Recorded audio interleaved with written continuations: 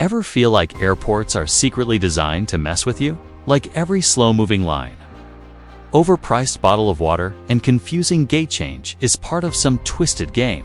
You're not imagining it. The chaos you deal with every time you travel, yeah, it's not just bad luck or poor planning. It's built that way, on purpose. And once you understand the tricks behind it all, you'll never look at airports the same way again. I've been digging into this for weeks, talking to former airline employees, TSA agents, frequent flyers, even reading airport design manuals. And what I found was wild. From shady layout tactics meant to stress you out and make you spend more money, to bizarre little-known hacks that get your bag out faster than everyone else's. This rabbit hole runs deep. Most people just accept the airport grind as part of the deal. But today, we're flipping that script. You're about to learn 12 airport secrets the industry doesn't want you to know. Simple stuff that'll save you time, money, energy, and might just change the way you fly forever. These aren't use of packing cube tips or download the airline app advice. I'm talking about stuff they never tell. You hacks buried under years of travel myths and half-truths. And the first one. It starts right at the TSA line, where those futuristic scanners might not be as smart as you think. We've all been. Their shoes off, laptop out, arms raised like you're about to be abducted by aliens. The TSA scanner buzzes quietly as you try not to look suspicious, doing absolutely nothing wrong. It feels like these machines can see through time. People talk like they'll catch a paperclip buried in your sock or that stray candy wrapper in your jacket pocket. But here's the truth. They're not nearly as perfect as you think, those scanners. They're built to detect density metal, electronics, and objects with defined mass. But soft plastics, thin paper, even folded bills in certain spots, it can slip right through. There are countless stories of people accidentally carrying things past the scanner that should have flagged an alert, but didn't. And no, that doesn't mean you should start trying to game the system. Because even if the machine misses something, the random screening system probably won't. TSA officers aren't just relying on scanners. They're watching your body language, your face, your hesitation. You don't want to end up in that back room trying to explain why your carry-on smells weird, or why your deodorant looks suspicious under UV light. So what's the move? Simple, play it straight.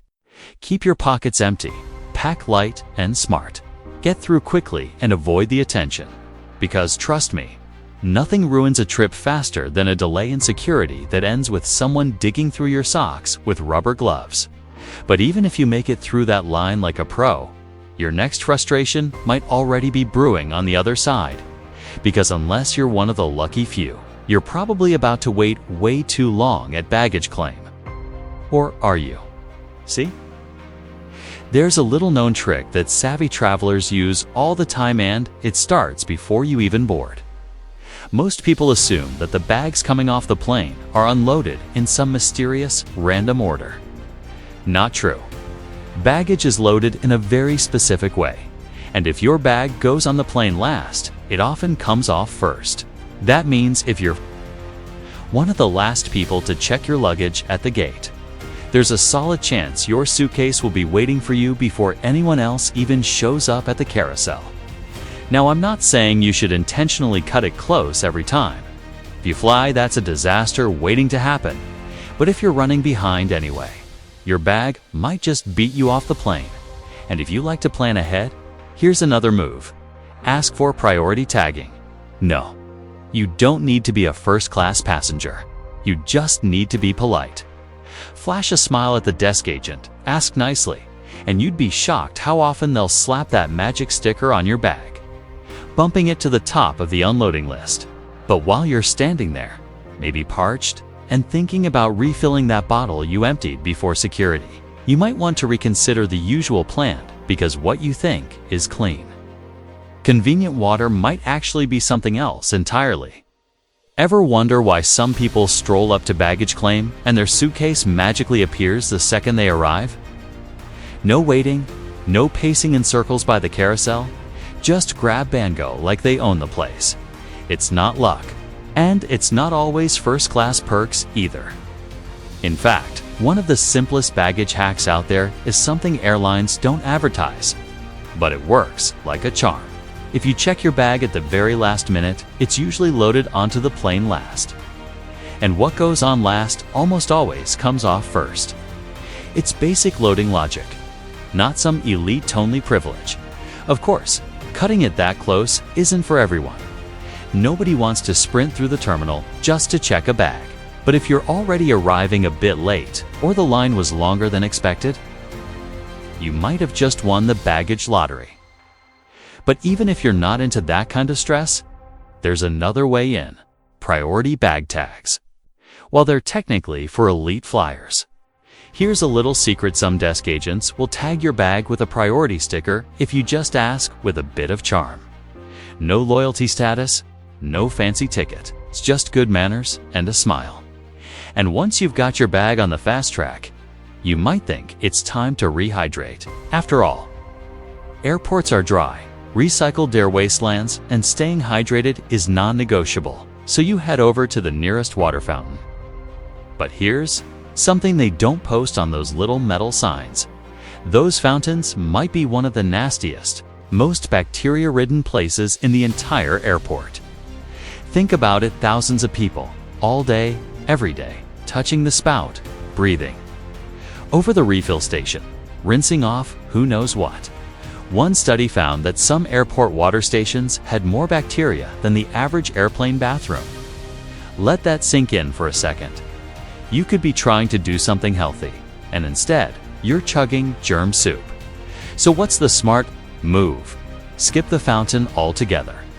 Most airport cafes and restaurants will fill your empty water bottle with filtered water for free. You don't have to buy anything, just ask nicely. They've got cleaner sources, and usually they're happy to help. It's a small shift, but it can save you from spending your layover with a stomachache or worse. And speaking of shifting perspectives, here's one that'll blow your mind. You know those exclusive-looking lounges with the frosted glass doors and whispered conversations? They're probably not as exclusive as you think. Airport lounges? Just saying the words makes them sound off-limits, like you need to be a billionaire or a rock star to even get a glimpse inside. Most people walk past those sleek doors assuming it's some untouchable world of champagne, massage chairs, and gourmet snacks. And honestly, they're not wrong. Lounges are a step above the madness of the terminal. But here's what nobody tells you: they're not just for the elite anymore. You don't need a first-class ticket or platinum status. In fact, you don't even need to be flying business class. All you really need is about $30 and a little know-how. That's right. Most major lounges sell day passes. Quiet seating, clean bathrooms, fast Wi-Fi, free drinks, snacks, sometimes even full meals. All for less than the price of a sad airport sandwich and bottled water. And if you've got the right credit card, you might not even have to pay. Cards like the Amex Platinum, Chase Sapphire Reserve, or Capital One Venture X often come with automatic lounge access built in, even if you're flying economy on a discount airline. Most travelers walk right past this opportunity, either because they don't know or assume they're not allowed.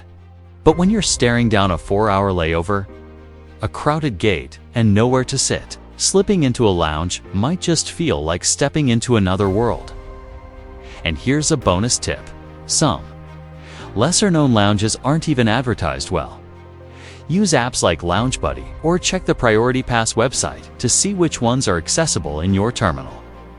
It might take a minute of research, but once you're inside, away from the noise and chaos, you'll wonder why you ever waited by a crowded gate in the first place. But while you're relaxing with your free coffee and charging your phone, don't forget one of the smartest and cheapest hacks in airport travel. 'Cause it starts with something you probably already have in your bag: an empty water bottle. An empty water bottle might be the single most underrated travel tool you own. THA doesn't care if it's empty when you go through security. And once you're past the checkpoint, it becomes your golden ticket to staying. Hydrated without spending a ridiculous $6 on a tiny plastic bottle. Seriously, just bring an empty one from home. Toss it in your carry-on, and you're set. As soon as you're through the scanners, you can fill it up at a water station, a cafe, or even ask a restaurant for filtered water. Most places are happy to help. It's completely free. This hack isn't just about saving money, it's about avoiding that dry, cracked lip, headache-inducing dehydration that sneaks up on you mid-flight. Especially on long-haul or red-eye trips when you're stuck in a metal tube breathing recycled air for hours. A bottle of water you don't have to pay for every time you need a sip becomes a lifesaver. And here's a little-known bonus. Some international airports, especially in places like Asia and the Middle East, actually have hot water dispensers. That means you can use your bottle for more than just water. Tea, instant noodles, even a DIY cup of soup during a long layover. Totally possible. It's one of those tiny things you start doing once and then never stop. It costs nothing, saves you money and hassle, and makes the whole travel experience just a little more human. But if your flight gets delayed or you've got hours to kill before boarding, there's something else you'll want to know. Especially if you're exhausted and desperately eyeing the stiff plastic chairs scattered around the terminal. Because while most people think there's nowhere to actually rest in an airport, the truth is there are hidden spots built exactly for that. You know where to look? Airport layovers can feel like a slow-motion nightmare. You're tired, your gate has no empty seats, and somehow every bench in the terminal is either bolted with armrests or already occupied by someone doing yoga on a neck pillow. Most travelers just give up, curl awkwardly around their backpack, and try to catch a few miserable minutes of sleep under a buzzing fluorescent light. But what if I told you some airports actually designated spaces for resting and almost nobody knows about them? That's right. Hidden away from the chaos are quiet zones, reclining chairs, nap pods, even mini sleeping rooms. And they're not just in the ultra-luxury terminals either. Airports like Helsinki, Singapore, even some in the US like Dallas-Fort Worth, have tucked-away sleep areas you can use for free or rent by the hour. Sometimes they're hidden in a far-off concourse or up an unmarked escalator, which is why most people never find them. But a quick Google search your airport's name, plus sleeping area or quiet zone, can open up a whole new world of travel comfort.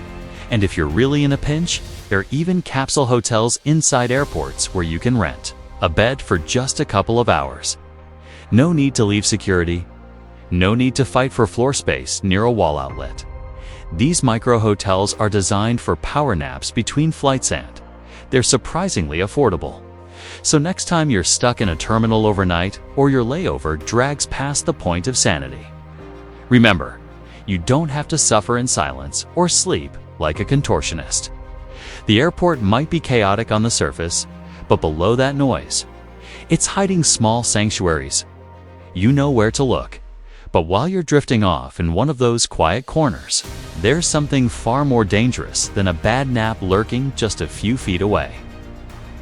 It's something you've probably used dozens of times without thinking. And the next time you plug your phone into it, you could be handing over everything. You know that moment when your phone's at 5%, your charger's buried somewhere deep in your bag, and then like a miracle you spot one of those public USB charging stations. Feels like the universe is finally cutting you a break. But here's the part nobody warns you about.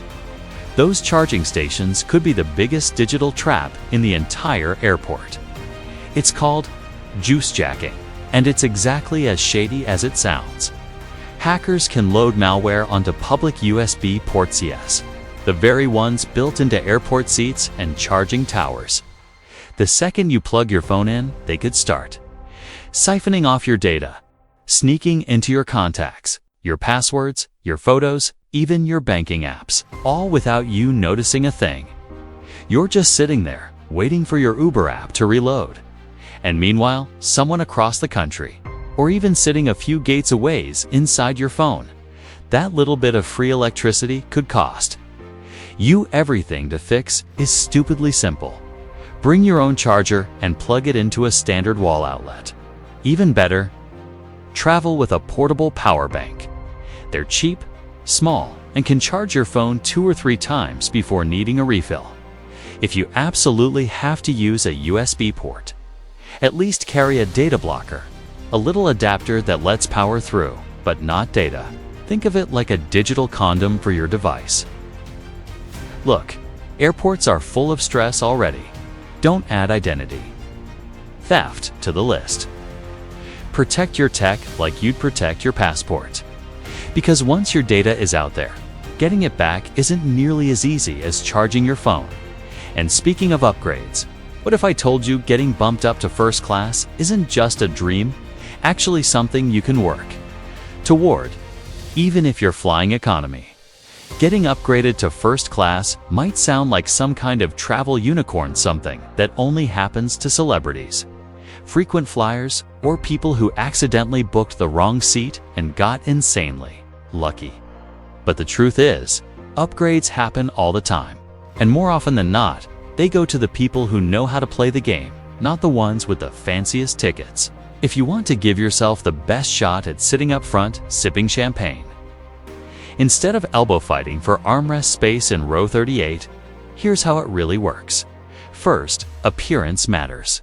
No, you don't need to show up in a tux, but looking sharp absolutely helps. Airlines aren't going to move someone in flip-flops and a hoodie into the front of the cabin next to their premium passengers. Think business casual, clean clothes, neat hair, and a calm, confident presence. It tells the gate agent, without you saying a word, that you'll fit in up there. Third, sign up for the loyalty program. Even if you rarely fly that airline, having a frequent flyer number attached to your ticket can put you a step ahead of someone who didn't bother. Airlines prioritize loyalty. Even low-tier members are still more likely to get the nod over someone outside the system completely.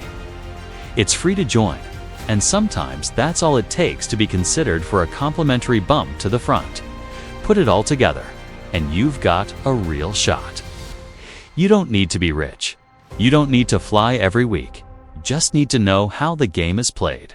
And once you're up there, reclining in that oversized seat with actual legroom and free drinks, trust me, it'll be worth every bit of strategy it took to get there. But even if you don't score the upgrade, don't worry, because there's another class of perks hiding in plain sight, one most passengers don't even know exists.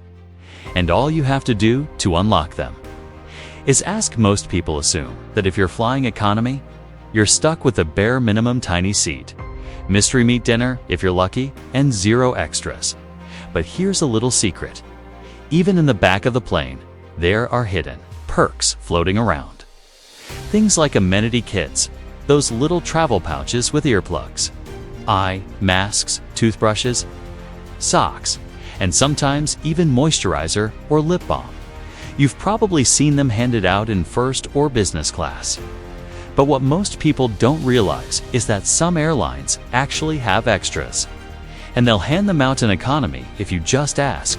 Flight attendants aren't going to announce it. They won't walk down the aisle with a tray full of goodies offering them to every seat. But if you politely ask during boarding or shortly after takeoff, especially on long-haul or overnight flights, there's a good chance they've got a stash in the galley. Worst case, they say no. Best case, you get a little upgrade in comfort without paying a dime. And the timing matters. Don't wait until they're halfway through serving drinks. Catch them when things are calm and your odds go up. But the free stuff doesn't stop there. Back on the ground, the airport itself is hiding even more freebie shuttles, luggage carts, sometimes even toiletries. Many international airports offer complimentary shuttle services to nearby hotels or public transport stations. They're usually posted on a quiet sign by the exits that no one reads. Don't blow cash on a rideshare until you've checked. And those luggage carts that cost a few bucks in US airports. In a lot of places, especially in Europe and Asia, they're stacked for free near baggage claim. You just take one and go dot. The real trick is this: most travelers never ask. They assume that what's visible is all there is, but airlines and airports hold back tons of little extras, waiting for the handful of people who are informed, confident, and kind enough to ask. So next time you fly, don't just settle for what's handed to you. Ask about the kids, look for the shuttles, check for the carts. Small wins add up fast, and they turn a rough trip into something a whole lot smoother.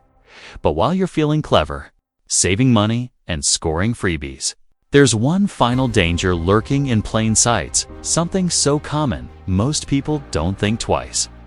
It's convenient, it's everywhere, and if you're not careful, it could absolutely wreck your entire trip. Public USB charging stations might seem like a lifesaver when your phone's about to die, but in reality, they can be a digital landmine. They're built to help, sure, but they're also one of the easiest ways for hackers to sneak into your device without you ever knowing. It's called juice jacking, and it works like this. A cyber criminal rigs a USB port with malicious software. Then, the second you plug in your phone to charge, it doesn't just draw power, opens the door. Malware installs itself in the background. And just like that, your photos, passwords, messages, even banking apps are up for grabs. And the scariest part, you won't see it coming. No pop-up, no warning. You'll just keep browsing your flight status, thinking you're doing everything right, while someone else is quietly copying your data or installing spyware that tracks every keystroke you make from that moment on. That little convenience of charging up before takeoff could turn into weeks or months of identity chaos. But here's the fix: don't use public USB ports ever. Carry your own wall plug and charger cable so you can use a regular electrical outlet. Or even better, bring a portable power bank. There are slim, lightweight options now that can recharge your phone multiple times on a single charge. They're cheap, they're safe, and they keep your digital life off the grid. If you absolutely must use a USB port, make sure you've got a USB data blocker, those little adapters that allow power to flow through but block any data connection. Think of it like a bouncer for your phone's charging port. Your phone is more than just a screen, it's your boarding pass, your wallet, your contact with the outside world. Protect it like your trip depends on it. Because in today's world, sometimes the real threat isn't missed flights or lost luggage. It's what's hiding inside that innocent-looking charging station right next to your gate. And while we're on the topic of scoring the things that most travelers miss, let's talk about the travel jackpot, the dream, the thing every economy flyer hopes for but rarely gets: a free seat in first class. Turns out, it's not just luck. You can actually increase your chances if you know what to do. Scoring a free flight upgrade might sound like winning the lottery, but it's not just dumb luck. Airlines hand out complimentary upgrades more often than you'd think. It's just that most passengers don't know how to get noticed. The truth is, there's a subtle formula at play. And no, it doesn't require years of flying or platinum status. Sometimes it just takes being the right kind of passenger at the right time. First, let's talk about appearances. Airlines won't admit this, but how you present yourself matters. You don't need to show up in a suit and tie. But ditching the sweats and dressing smartly business casual at minimum can put you on the radar. It sends a signal to gate agents that you won't be out of place up front, sitting next to paying premium passengers. If there's one seat left in first class and 2 eligible people in line, you'd better believe the one who looks polished has a better shot. Second, be friendly. Genuinely friendly. The people behind the counter have to deal with stressed out, rude, entitled travelers all day. So when someone shows up with a smile, asks how their day is going, and treats them like a human being, it makes a difference. Don't be pushy. Just be present. Then, casually ask if there are any open seats. In a better section, if there's wiggle room and you've been kind, your name might just float to the top of their mental list. But here's where most people completely miss the mark: not signing up for loyalty programs.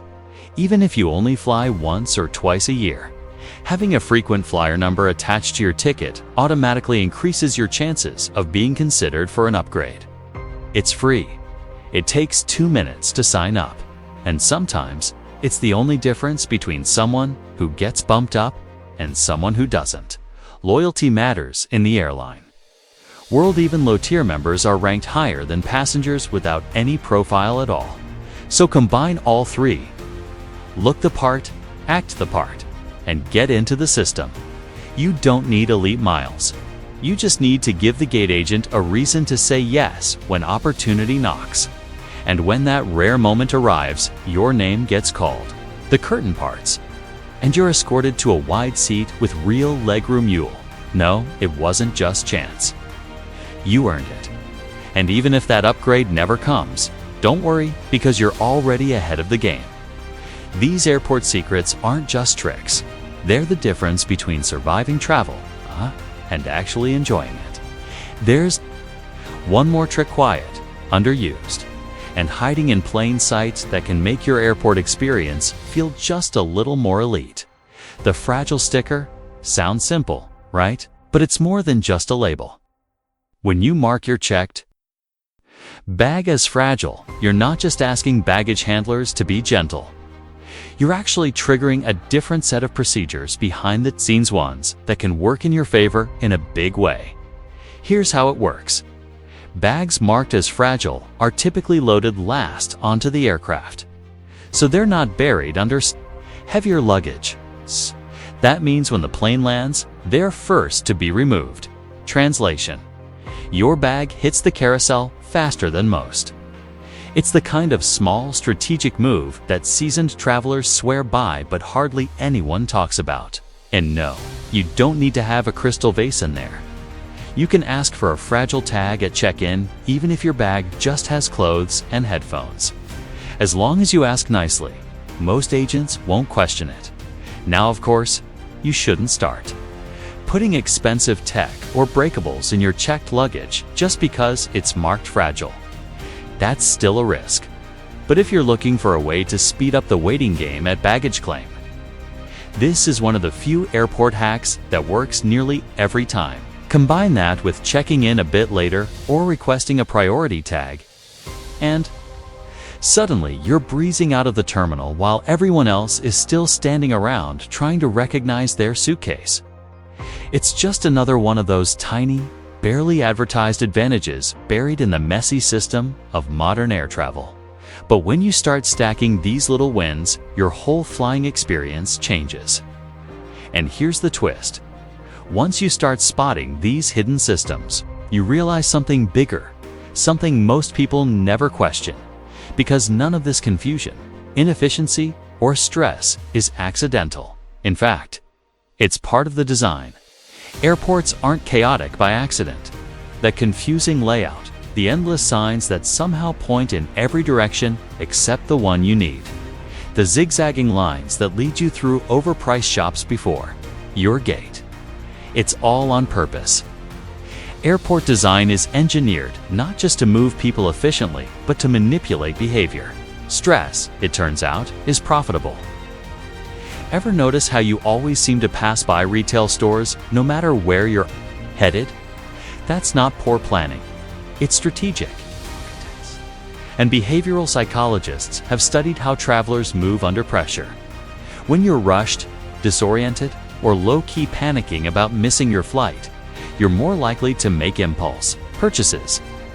A snack you don't need, a $40 neck pillow, that extra bottle of overpriced water you didn't bring because you forgot the empty bottle trick. Airports use your stress as a sales tool. The signs, often intentionally vague. The lighting, calibrated to push you along or slow you down, depending on the zone. Even the scent of coffee, strategically placed music. And temperature adjustments are part of what's known in the industry as passenger flow psychology. It's not about helping you. It's about nudging you through a funnel that maximizes what you spend and minimizes how long you stop in places that don't make them money. Think about security. The anxiety, the wait, the relief when you're finally through. Airports capitalize on that emotional shift by putting food, drink, and retail directly after the checkpoint. You're drained and a little rattled, so you treat yourself, and if you've got a long layover, they count on you getting bored and pulling out your wallet. It's not evil, it's business. But when you know the system, you stop being a pawn in the game. Because once you start seeing these tricks, you can start avoiding them. You can move smarter, spend less, stress less, travel better. And now, you can.